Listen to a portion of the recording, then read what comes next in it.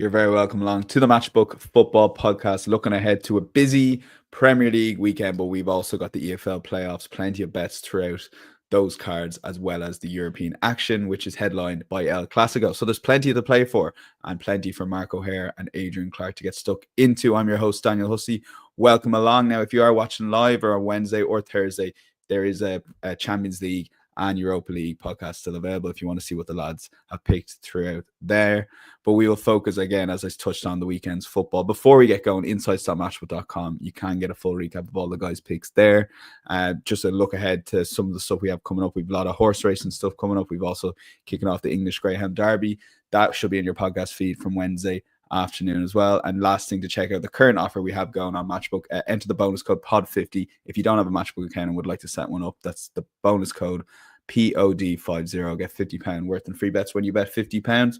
Full T's and C's available on screen on YouTube right now, but also insights.matchbook.com. But yeah, we'll get straight into it, lads, and we'll start with Newcastle versus Chelsea. We're trying to pick the games that matter, so we're not doing Liverpool Arsenal this weekend, just games that really matter towards that top five in particular. Newcastle 226, Chelsea 335, the draw 385. Both teams score currently around 1.5-ish when the market settles down there at the moment. The Asian handicap line sees Chelsea get a quarter of a goal to start at around even money, and the total for this one currently 3.5. So yeah, Adrian, might start with you on this one. I mean, it's good, as I said, to cover the games that matter. 12 o'clock Sunday kickoff here, but massive game for both sides. Oh yeah, huge game. Really, really, really important, isn't it? That the winner basically is in the box seat to qualify for the Champions League. Newcastle, big advantage for them, are clearly being at home to Chelsea. And look, the home record is good. They've won 5 in a row at St James's Park. They've scored 18 goals during that period, and they've had some quite awkward fixtures. It's not been, all terrible teams, Forest, Brentford, Man United, Palace, Ipswich. They've seen them off and they've scored a lot of goals. So they'll fancy this. They've already beaten Chelsea at home in a cup competition this season. They did get beat at Stamford Bridge. So a little bit to avenge there. So no, I kind of fancy Newcastle here. I've got to say, because of that home form, because they start so well at St James's Park as well. I was even looking at a Newcastle half-time, full-time selection, which was nicely priced, I have to say, at over 3, because they've led in 12 of 17 games at half-time on home turf, Newcastle. So they're traditionally fast starters. I'll tell you what did put me off. It's the 12 noon kickoff. Because I always feel that you never quite know what's going to happen in those kind of games. So that put me off of that selection. But look, they're playing a Chelsea team that's in good nick. They beat the champions, haven't they? Even though I don't think Liverpool's heart was in that game. I think that Chelsea maybe lucked out a touch playing them. And I have to say, in recent games, I think Chelsea's results have been better than performances as well. I quite like Lavia coming back in, and Caicedo going to right back. I think that's worked really well for them. But and Palmer was much better the other day. But I think they've had a bit of good fortune in recent weeks. And look, if Newcastle are at it, I think that they'll find it hard to live with them. If I'm perfectly honest, I don't trust the goalkeeper. I still don't trust the back four. I think they've got mistakes in them. Chelsea. Remember, they did lose at Liverpool, Arsenal, City, and Villa. The only top half away win for Chelsea is against Bournemouth, and that was way back, I think, in early September. So, yeah, they haven't been going away to the big boys and winning, Chelsea, and I don't think they will here. I'm going to back Newcastle under 4.5 goals. Takes the price up to 2.7, which I think is quite attractive. 15 of Chelsea's 16 matches against top half sides this season have gone under 4.5 goals, and I think this is going to be another one. So, yeah, Newcastle and unders at 2.7. Okay, confident start to the podcast, I would say. And Adrian doesn't fancy Mark, man of the match last time out, Sanchez, the Chelsea goalkeeper. But I felt a little bit gaslit watching that match and then seeing him get man of the match the game before last, I think it was. Yeah. But yeah, that's definitely a problem area for them, Mark. Yeah, absolutely. Yeah, this could be really tasty. Both sides locked on 63 points, only 2 points above the chasing pack. And as Adrian says, a win here could lock yourselves in really for that top 5, but a loss would put your position in big jeopardy. Expecting a lively atmosphere, yes, that midday kickoff is a bit of a negative. Normally we like to sort of get behind Newcastle with a sort of 4:30, 5:30 kickoff, or even an evening kickoff. Make sure those fans are nice and lubricated to create a nice hostile atmosphere.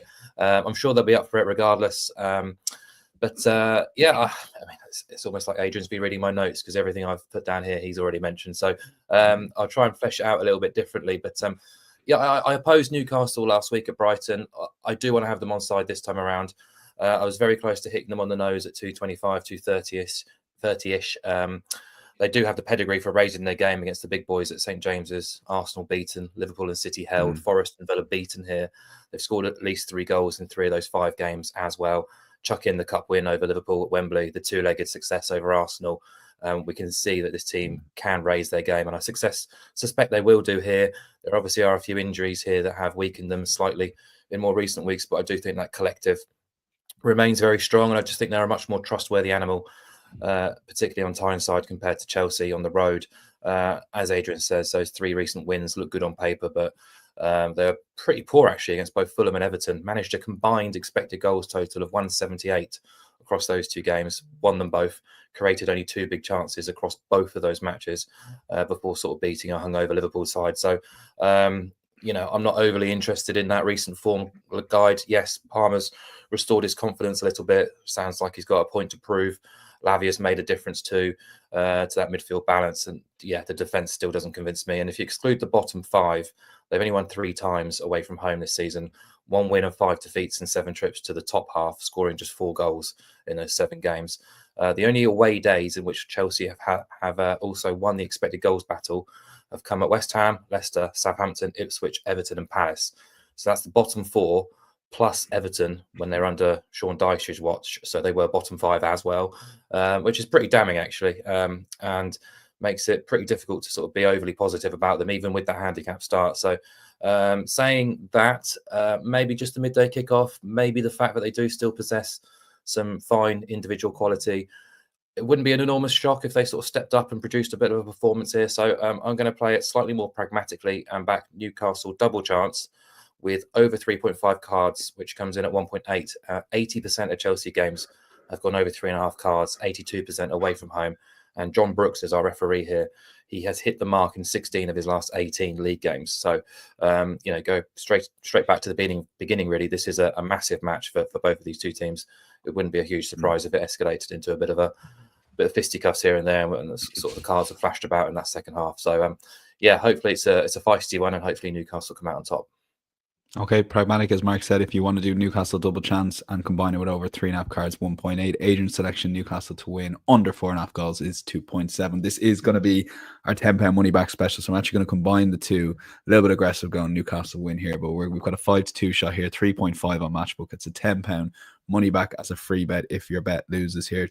All you have to do is back Newcastle to win under 4.5 goals and over 3.5 cards on the Matchbook Bet Builder. Full T's and C's available on insights.matchbook.com, where this bet will also be recapped as well. Let's move on to Bournemouth versus Aston Villa, second game. We're covering it in the Premier League in full. Bournemouth 2.58, favourites to Villa, who are 2.8. The draw 3.8. Both teams to score. We'll get a price for you there in just a second. The Asian handicap line is a draw no bet market, with Bournemouth the slight favs at 1.9, and the total for this game currently stands at 2.5. Both teams to score is around 158. So, Adrian, might throw this back at you, considering both teams to score will be in your selection. Exciting game here. We've got Villa obviously going for the top 5, must win, and Bournemouth in this like mini race for 8th. If Man City win the FA Cup, I think is where we're at with that at the moment. Yeah, I think it could be a great game. I don't know who's going to win it. is my honest answer, because you know I could make a case for both to take the 3 points here. What I do know is that Aston Villa have to win it.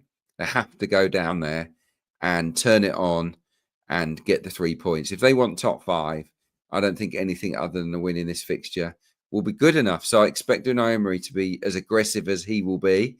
Now, he's no Postecoglou or anything like that. I was going to say, yeah. What does that look like? Yeah, I mean, we've seen it in flashes and fits and bursts. You know, there will be a high line. There will be he will push bodies forward, and it'll be fast, aggressive football. And look, Bournemouth, having seen them in the flesh last week at Emirates, you know, that's a fit team, very quick, very hard-working. They don't give you an inch. They are on you. They work so hard, Bournemouth. They had a little dip where I think they just got knackered, if I'm honest. I feel that they've come through that now, Bournemouth. It was a good performance at Arsenal. In that second half, they were outstanding. So if Bournemouth repeat that level, I think they could beat Aston Villa here. But I kind of want to steer clear of it and go with goals. Villa need goals, but they'll have to take risks. So both teams to score absolutely screams at me. Villa very high in the sort of both teams to score count across this season anyway. 66% of their games, that lands. And Bournemouth aren't far behind. Not that many clean sheets for them. 63% of Bournemouth matches end with both teams scoring. It finished one apiece at Villa Park as well. Evan Nielsen, if you remember, got himself a late equaliser right at the death. So yeah, I think as I said, I can make a case with Watkins and the Villa attack. I can make a case with Bournemouth with the energy and with guys like Evan Nielsen and Kluivert and Semenyo able to hurt Villa. I want to pair both teams to score in the classic fashion for me, which is under 4.5 goals. It comes out at even money, so it takes the pressure off of who's going to win. All you want is the 1-1, the 2-1 either way, or the 3-2 either way. You can even chuck in the 2-2. So there's plenty of scores that you can get on side. For Bournemouth, the last 12, all of their games have gone under 4.5 across the last 12. 8 of those 12 have gone both teams to score. Villa, 11 of their last 12 away games have gone under 4.5 as well. And the 31 of 34 games overall for Villa this season have also gone under that mark. So strong numbers really pointing towards unders. These teams are attacking, but they don't let things go very often. And yeah, I just think the nature of what it means to both teams means that we should get quite a nice match here where both teams try and score goals. So yeah, but BTTS under 4.5 comes out at 2.0. Okay, even money shot for Adrian. Yeah, Mark, what does it look like, or who does it suit more, and Unai Emery attacking Aston Villa at Bournemouth this weekend? Good question. Really interesting game. I found it a really difficult puzzle, actually, to try and find something I really wanted to hang my hat on. I think it might suit Bournemouth more. Bournemouth have got a decent record against the best teams in the Premier League, and I think that possibly is to do with the style.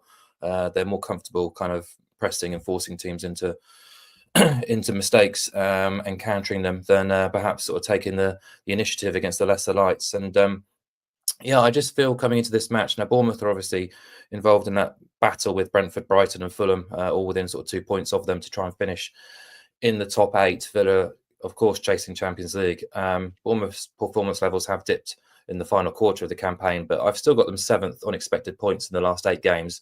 They've had that mini resurgence with that win at Arsenal, now unbeaten in 5, 8 points from the last 12. Conceded just 2 goals in those 4 games, one of which was that stoppage time goal against United. So those numbers could even be a lot better, a red card influencing that match. Villa also on a great Premier League run, 7 wins from 9, 3 wins and 4 on the road. And a stoppage time goal themselves away from getting something at the Etihad too. So their numbers could have been better as well. But I did expect more from them against Fulham, or at least from that match. It seemed to lack a bit of spark, and wonder whether they're sort of starting to feel the pinch really after such a taxing season, home and away across Europe as well. But regardless, I've got them 5th on expected points in the last 8 games. Pretty impressive considering they've had to face City, Newcastle, Forest, Brighton, Brentford, Palace and Fulham in that sample. They've also kept 3 clean sheets in those 4 away days. But yeah, I'm just a little bit hesitant about supporting them sub 3.1. I feel like the motivational aspect has been sort of wrongly skewed a little bit in their favour in terms of these prices, because as we said, Bournemouth are also eager for these points. They've never played in Europe. It's something they're targeting. And as I say, they've had a pretty handy record against the better sides. They've gone 3-1-2 in home wins, draws and losses against sides above them. That could easily be a better record. The Chelsea defeat was pretty one-sided in their favour, and they managed to lose that. And they're 5-4-3 against the top 7 wins, draws, losses, home or away this season. They've won the expected goals battle in 14 of 17 home matches this year. And since September, they've only been a bigger price at home when hosting Man City, Liverpool and Arsenal. And just sort of lingering on those prices, Villa at what, 2.8? Well, they were 3.1 at Brentford, 3.2 at Brighton, 3.25 at Palace. That's all from February to April, really. So 2.8 against a very similar standard of opponent does feel, to me, a little bit too short for a side who've won the XG battle 6 times on their travels. Leicester, Everton under Sean Dyche, Southampton make up 3 of those 6 wins. So kind of reluctantly opposing them here, but I just feel it's a price play. And Bournemouth +0 at 1.9. Bournemouth draw no bet effectively. We know Villa are very capable, but my numbers and my interpretation suggests Villa should be at least 3.0, if not a little bit bigger, to win this match. So I do feel the value is with Bournemouth. So I'll back them draw no bet or +0 on the Asian handicap at 1.9, just almost by default. Okay, we will lean towards Mark there, just with a pro Bournemouth drawn up at 1.9, and the best place to, or best value to be getting that is those exchange markets on Matchbook. The drawn up at Asian handicap line +0.0 at 1.9, and Adrian's bet is both teams to score in under 4.5 goals. We'll move on to the Championship playoffs. Very excited for this. Coventry versus Sunderland. Coventry are 246 favs, Sunderland 355. The draw is 3.15. Both teams to score. 2.14 is yes, so the underdogs is no. The Asian handicap line sees Sunderland get a quarter goal head start, and the total for this game stands at 2.5, but heavily favoured towards the under. So these are the games, Mark, you love covering, aren't they? The low goal games, massive prize on the line. Has it lost its allure maybe over the last couple of years, given the gap between the Premier League and Championship for you? No, definitely Good. not. Good. Yeah, the playoffs are still the playoffs. They're magnificent. Yeah. It's whatever happens after is a different argument. But very excited as always. I'm sure EFL fans are for the playoffs. Weird one this year, really, with so many teams kind of coming into it out of form, including one of the sides we're going to talk about here in Sunderland. But we covered Coventry last week, and as expected, they picked up that win without too much fuss, really, against Middlesbrough to book their top 6 finish, moved above Bristol City, which in theory gives them a kinder semi-final opponent. And yeah, I'm quietly confident that they'll progress from this tie against Sunderland over 2 legs. They've obviously undergone a really impressive turnaround. We're 17th as recently as December, just 2 points above the drop zone. So to finish 5th is quite remarkable, really. What I would say, though, is the data, the underlying metrics were always pretty strong, even before sort of Frank Lampard took over from Mark Robbins. So perhaps there's a little bit of variance kind of bouncing back their way following a really sticky start when things behind the scenes weren't quite right. But yeah, they're going great guns. They do have a strong squad. Sunderland, though, I worry about. For me, they were the big surprise package in the first half of the season, to be competing alongside Leeds, Burnley and Sheffield United at the top end of the table. I didn't see it coming. Just 3 league defeats before Christmas, but they've really dropped off since then. 8 defeats in their final 14 league games. They've blanked 5 times in the last 6. Sort of losing at home to QPR without scoring last weekend was a bit of a shocker, even if there was nothing riding on that game. And yeah, 3 draws and 4 losses at top 7 teams this season. So they're winless against the best teams in the division. And I know there's been talk about them, Sunderland having their sort of finishing position in place now for quite some time. So they've had time to rest, refresh, prepare for the playoffs. Talk about Reggie Lebris kind of putting on almost a mini pre-season for his players to be primed for the playoffs. I just don't believe you can turn it on, turn it off like a tap going into these kind of fixtures. And going away to the CBS Arena is not an easy prospect, as we talked about last week. 14 wins now in 23 for Coventry at home, only 4 losses in 21 if you exclude the top 2, the last of which was way back in early November. So I think Coventry at close to 2.5 is a very attractive proposition to hit them on the nose. But this being a playoff semi-final first leg, these games do tend to be quite cagey. The past 18 Championship first legs are averaging just 1.44 goals. 10 of those 18 went under 1.5 goals. So just as a little bit of insurance for me, I'm going to back Coventry -1/4. We're still getting a really attractive price here. It's odds against 2.06, and it just guards a little bit against the potential stalemate if it was to end 0-0, 1-1, for example. If the match ends in the draw, we only lose half of our stake. If they win, we get paid out at 2.06. But yeah, very pro Coventry, not just to get the result in this match, but also to progress. Okay, yes, so that's 206. You're basically backing Coventry, half your stake on drawn about, and half your stake, and -0.5 of a goal. And those Asian handicap marks are a great way to play football matches in particular, basically reducing the outcomes to 2 in a fun market. And there's loads of alternative lines there as well. Adrian, Mark actually touched on something I wanted to ask you. Have we got so much data now say in the year 2025 that a team that isn't in great form like Sunderland can galvanize like that mini preseason that Mark touched on there and be able to change that mindset versus like 5-6 years ago, the team not in good form would tend to continue that in the playoffs, if that makes sense. Yeah, I mean, I don't know how much physical information and whatnot can really help this team. I just think they're short on confidence, and you would be if you just lost 5 in a row, which is what's happened to Sunderland. I think qualifying for the playoffs early could have been a real blessing for them, obviously, because it gives them a chance to rest and rotate, which they have done a little bit. But I think you still got to keep your standards high, and they haven't. Their standards have dropped alarmingly, so much so that I think they're blanked in 4 of those 5 games as well. And you don't want to be coming into the playoffs having scored 1 goal in 5 games, losing all of them, do you really? So I think the edge has gone from them because they qualified so early. And I'm with Mark. I don't know whether you can press the button and say, right, well, this matters now. I mean, there was a quote from Reggie Lebris, the manager, saying, look, we weren't playing for our lives in this game against QPR, which I worked on actually at the weekend. They were awful. He said, but we will play for our lives on, when is it, Friday. Friday. It's like, can they? I don't know. You can't turn it on. Yeah, exactly. So no, I fancy Coventry big time here. They won 3-0 against Sunderland in mid-March. Their last 14 matches at the CBS Arena, won 11, drawn 1, lost 2. The 2 defeats were to Leeds and Burnley. Frank Lampard's team at home are very, very good. The form table would indicate to me that Coventry should be way shorter than 2.46. Coventry, across the last 6 games, 10 points. Okay, it's not amazing, but it's good. Sunderland, 1 point. They're rock bottom of that form table. So, yeah, and I look around the team. You've got Mayenda up front. He's sharp. He's a good player, and he's in okay form. The others, not so. Patrick Roberts hasn't scored since 10th of December. Chris Rigg, the number 10, no goals since Boxing Day. Enzo Lefebvre, big signing in January, scored once.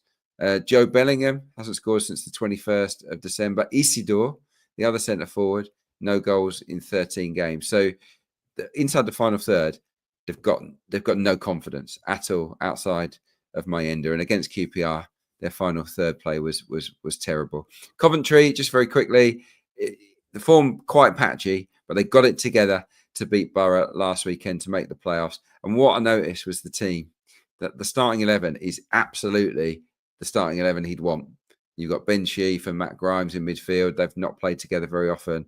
Fit now. You've got Rudoni in front. He's a mini Frank Lampard. And then you've got Sakamoto and Haji Wright flanking Ellis Sims up front. It's strong.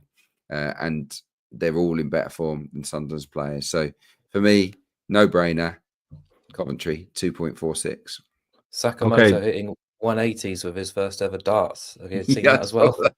That's a crazy story. I've never played darts before, and then he pins a 180. Unbelievable. Astonishing. Before we lock in about Marks, just very quick. So it's tough for markets like this to catch up, I guess, on the such a small sample size, but the prices are effectively wrong here. You're sort of leaning like that. Yeah. I think so. Their season, it's based on season-long data, and Sunderland's numbers haven't been particularly bad. In all honesty, Coventry's have been pretty strong throughout. But for all the reasons that Adrian's outlined as well. I mean, they've looked toothless and directionless a little bit recently. So I think I would be very surprised if that price doesn't contract before Friday. Okay, so yeah, properly wrong according to the lads. 246, we're locking in Coventry to win on the nose, seeking to get off to their first leg to a good start. We've got the El Clasico now, Barcelona around even money, Madrid 365. The draw 4.3. If you want to back both teams to score here, don't really bother. 135 is yes. Madrid getting a half goal head start and 3.5 the total. And Mark, this game screams goals is the way I'll set you up for your bet, I think. Yeah. I mean, what a fascinating fixture following Tuesday night's Champions League exit for Barca, where there was even more so, isn't it? Because they're out as well. Exactly. From a Barca perspective, there's a lot of anger, a lot of frustration at home, abroad, from both players, coaches, fans regarding the result, and also the referee's performance, which I think was really, really harsh. But yeah, it's almost impossible to know how they might react after that, whether it'll be sort of use it as fuel to try and sort of go better and at least pin down the La Liga title, or will it work against them, really? Obviously, there will be an element of mental and physical fatigue. But then you look at Real Madrid, they've been hit by defensive injuries recently. Camavinga, Rudiger, Mendy, Alaba, all out for the season. So Ancelotti basically has no other senior defenders available to him than a makeshift back four that played against Celta last week. So expect a back four of Lucas Vazquez, Tchouaméni, Raul Asensio, and Fran Garcia. And they were very good in possession last week. Looked kind of relaxed, pressure off, enjoyed themselves. Mbappe scored a couple of nice goals. But Celta still scored twice at the Bernabeu and threatened and crafted plenty of opportunities of their own. So, but then, despite those issues, Madrid are hugely pumped for this because they know there's now an opportunity to really pounce on Barcelona whilst they're down. Barca still have an away day at Espanyol, their big rivals, city rivals, and have to go to Athletic on the final weekend, I think it is. Two really tough games. They've also got Villarreal as well. So they've got a much, much tougher final schedule compared to Real Madrid's. So Real know the significance of going here and getting a result. So saying all that, Barca have had Madrid's measure for the most part this season. 3 meetings. They've predominantly been batshit mental in their own right. So we had the drama-filled 2-2 Copa del Rey final a few weeks back, the 5-2 Barca Super Copa win, and they won 4-0 at the Bernabeu too. So yeah, there's too many questions I can't really answer in terms of where Barcelona's heads are going to be at. Will they be sort of back on it? Real Madrid are definitely up for this. So I'm just going to continue the theme for Classico goals. That's where I feel most comfortable at backing goals. I don't normally like backing over 3.5 goals at odds on quotes, but I think here we've got a very strong case to do so. We've seen enough from both of these two teams, not just in Europe, but domestically to know that goals just follows them around. And again, it's the head-to-head data. It's one of the very few games in world football where I do look heavily at head-to-head data, and it does give me a nice sort of useful guide here. And 6 of the last 7 meetings have gone over 3.5. 10 of the last 13 have gone over 3.5. 15 of the last 16 have gone over 2.5, and 12 of those 16 have seen both sides score. So I do think both sides will contribute. I hope this match might get out of hand at some point, be it goals, cards, whatever else. I think you've got the combination of both here, which could really sort of combust, and hopefully we'll get some scenes that we all want to see, where there's lots of niggles, lots of cards, and lots of goals, because I think this has got the makings to be a real classic. So all 3 meetings between these two teams have been brilliant this year, so fingers crossed for another. Oh yeah, and that's important to say. All the scenes we do want to see in a game of football, a bit of passion, nothing wrong with that. Maybe some old lines to attack on matchbook, goals, cards, whatever your bag is. Adrian, similar lines, or you maybe want to sneak aside here just based on Tuesday night, perhaps? Yeah, I will pick a team.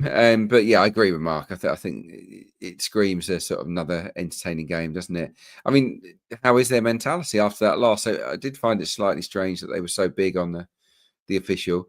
For me personally, the penalty shout, I guess, is the one that they're really upset about, the one that got overturned and became a free kick on the edge of the box. For me, the foul did carry on into the danger zone. I think that probably should have been a penalty.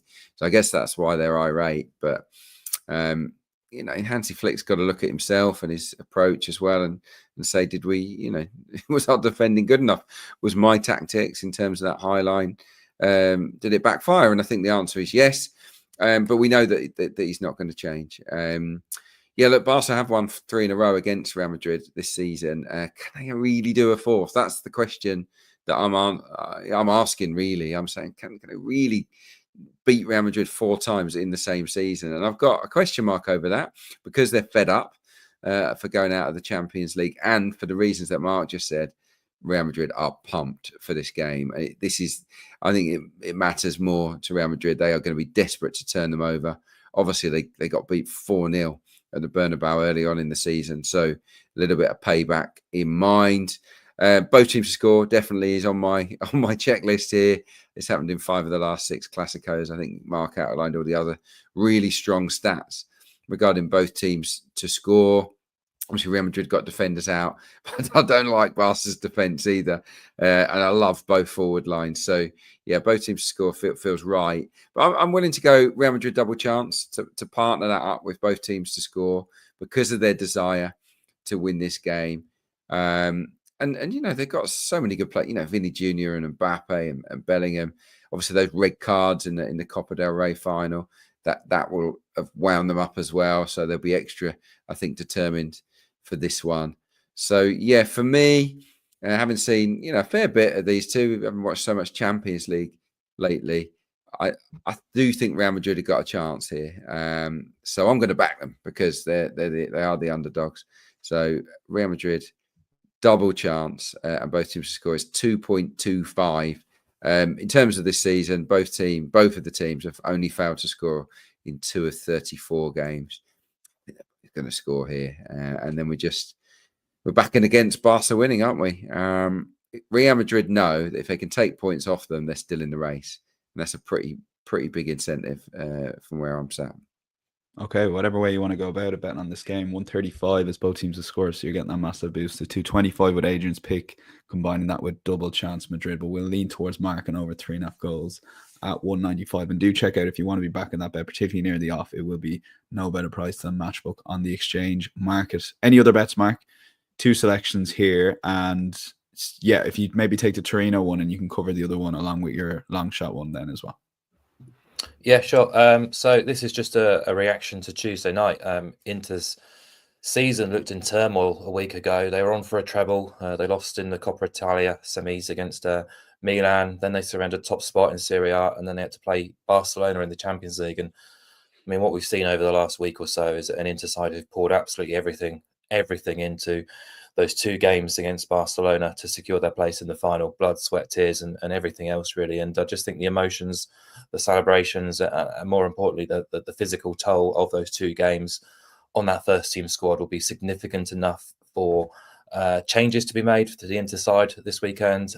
You looked at the sort of scenes at the end. There were players out on their feet, hobbling around in those sort of dying minutes of extra time. And I think it's very, very probable that they will make major changes to their first 11 at Torino this weekend, and therefore I think they can be opposed of a handicap start. Back in Torino with a handicap start here. So if you go back to last weekend, Simone Inzaghi rested and rotated almost all of his team against Verona, and they managed a very scruffy 1-0 win from the penalty spots. And Torino might not have anything major to play for themselves, but they are pretty stuffy. They've only lost 3 times in the league since Christmas. That's an 18-game sample, and they've lost by 2 goals or more just once at home all season. We can back them with a +1 start at 188 here. It requires Inter to win by 2 goals or more for the bet to lose. And since Christmas as well, Inter have been to Milan, Fiorentina, Juventus, Napoli, Parma, and Bologna, and this bet has provided profit for the opposition. It's lost just once in that same sample.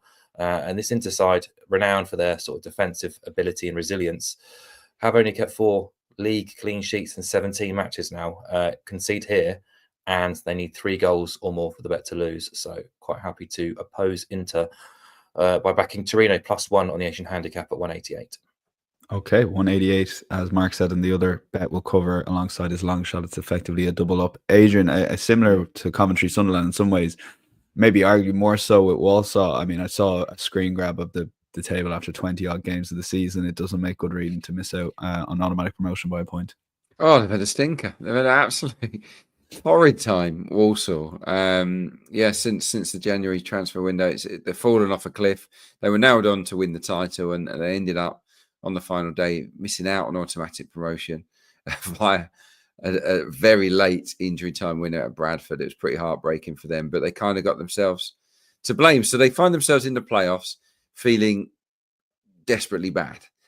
Their opponents are Chesterfield, who basically have been mid-table most of the season, most of the second half of the season, but they've come with a run, big time. Excellent form. They're top of the 12-game form table, Chesterfield, and they snuck in, and they're the dark horses, the ones to watch. It's very much like the Coventry Sunderland game here. You've got the home team in good form, the away team in desperately bad form, and it's odds against. So I have to pick them out. The form table alone should really tell you about why this price is so good. Chesterfield, 25 points from the last 12 games, top of that form table. Walsall, 10 points from those 12 games, 21st in the form table.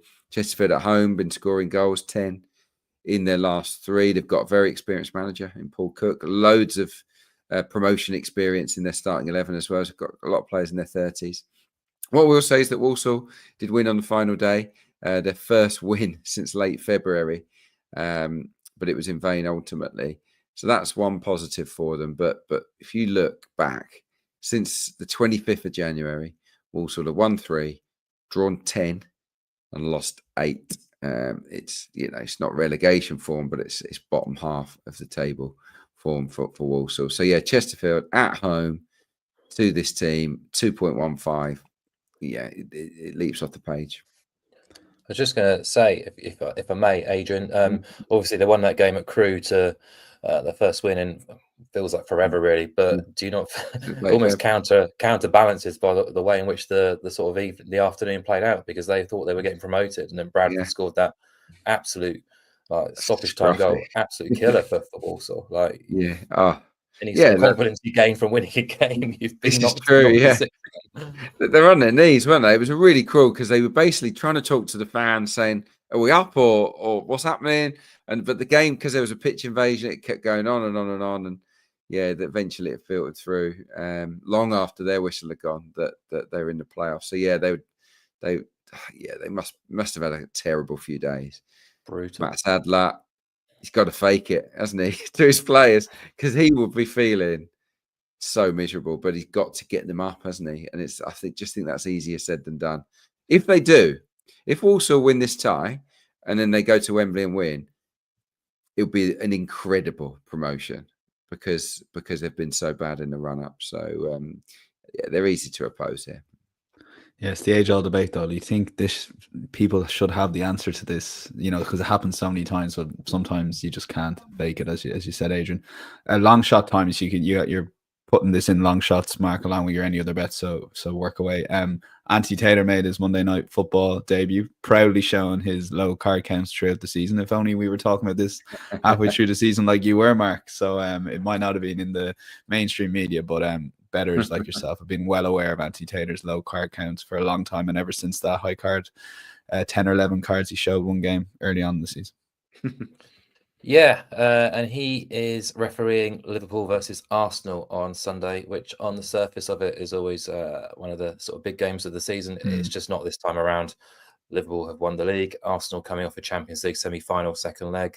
I think irrespective of that result, they're going to be fatigued, and it's a massive match in name only. I think I'm not completely convinced at all that this is going to live up to the billing that Sky Sports will give it, no doubt. So, especially on the cards front, because obviously Anthony is refereeing here, and that's normally means a low card count, and it has been for quite some time in the Premier League. So, under 3.5 cards, which is 225, has been a winner in 16 of his last 22 Premier League matches. I like that. That was going into AOB, any other business. But for my long shot, I'm just going to take it a little bit further, actually, because he has now refereed 29 Premier League games in total this season.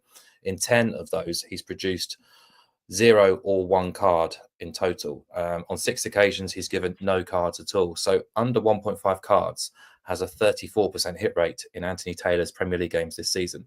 If you turn that percentage into an implied price, it would give you a price shorter than 2-1 on a repeat, which is quite incredible, really. We're getting 7-1 on under 1.5 cards for this match, which I think, you're Arsenal fans, you'll probably tell me whether I'm talking nonsense or not. I just don't think it's got it will have the intensity of typical Liverpool Arsenal matches. And even if it does, I'm quite happy to oppose cards, because if you look at the high profile games that Taylor has taken charge of this season, this has been a winner in Man United versus Arsenal, Man City versus Liverpool. He's also given just 2 cards in games like Chelsea versus Man City and the Manchester Derby. So I think it's got a real opportunity to sort of repeat here. And if you do want to sort of have a proper swing at things, 0 cards is about 18-1 if you shop around a little bit. Yeah, I think it's one of those bets that the alternative lines are better than the main bet, Mark, because if there is an early bad tackle and the crowd get up, then the game could escalate, and Taylor will be left with no choice there. But does have a feeling if it's 30 minutes gone, 0-0, no cards, that could be the way it finishes. Adrian, League One, you've covered every division here. Yeah, why not? Yeah, let's go to the playoffs again. I think this one's on Sunday. Wickham host Charlton. I saw this game just Easter, on Easter Monday, and it finished Wickham 0, Charlton 4. I don't think the margin of victory will be as wide this time around, but to see Charlton to win to 0, or Charlton and both teams to score no, priced up at 5.5, just immediately sort of jumped out at me that this has to be my long shot this week. You know, that 4-0 win wasn't flattering them. They were miles the better team. Took their chances, yeah, but barely gave Wickham a sniff. They didn't get a sight of goal till near the end of the game.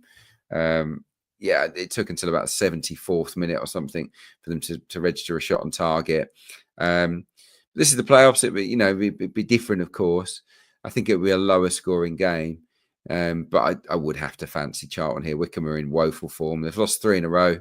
Really deflated that they're in the playoffs, actually, because they were on for top 2 for so long. So all of their star players are kind of out of form. Richard Kone, particularly, they just lost Josh Scowen to a cruciate injury, so he's out for a year, which is a real blow to morale. Look at the dugouts. Mike Dodds, rookie as a manager. Nathan Jones has been involved in a lot of playoffs as a manager and as a player. I just think it's advantage Charlton big time here. Wickham have lost 7 of their 8 matches against the top 4 this season, and they've blanked in 3 of them, one of which was that Charlton game that I talked about. And in terms of form, they've been brilliant since Christmas, Charlton. They've won 19 of their last 27 games. 10 of those 19 were clean sheet wins as well. So, yeah, Charlton 1-0, 2-0, 3-0, all covered here on this bet. Charlton to win to 0, 5.5. Okay. Can I request a bonus long shot quickly, if I may?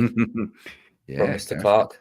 Yeah. Give us your promotion trio of the Championship League. Oh, wow. Trio. That's a good question.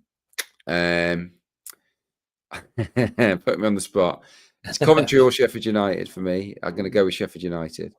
They scored Coventry recently at Bramwell Lane. I think it'll be a Stockport Charlton final. I would back Stockport to win that final. Better depth, better squad. League 2. Oh God, no! I mean Chesterfield. I think I would back Chesterfield to go up. Wow. I think it would be Chesterfield against. So obviously Notts County or AFC Wimbledon. Neither's in good form.